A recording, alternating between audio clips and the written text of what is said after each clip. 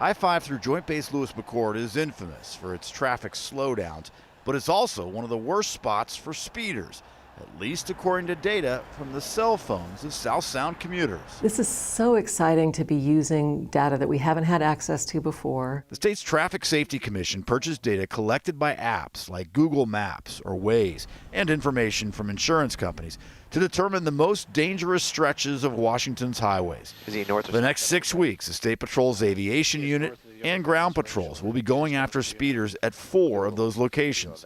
I-5 from Joint Base Lewis-McChord north to Fife, a section of I-5 north of Fife up to Auburn, I-5 north and south of Everett, and 14 miles of I-90 just west of Spokane out to almost the Idaho border. We are at the very tip of the iceberg trying to understand this data. Safety Commission Acting Director Shelley Baldwin says since law enforcement can't be everywhere, the driver data helps predict where troopers are needed.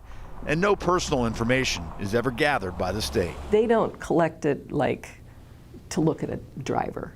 They're collecting it to really build this huge database of information that comes directly real time. Since COVID, the state's fatality figures have been the highest in decades.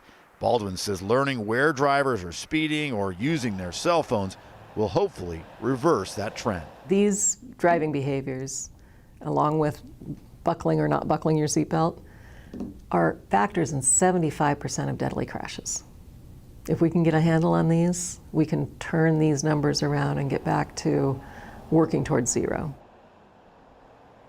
A spokesperson for the state's Traffic Safety Commission says Washington is one of the first states to use this cell phone data to go after speeders and distracted drivers. Joyce? So, Drew, we did not see Seattle in any of those maps. Why is it that those crackdowns won't be happening in Seattle? Well, we found out that Seattle obviously has got speeders, but the State Patrol can't fly its plane over the Seattle city limits to do speed enforcement. So Seattle drivers won't be getting a break, though, because once you go north or south of town, they'll be looking for you there, too. I'll find you. Drew, thanks.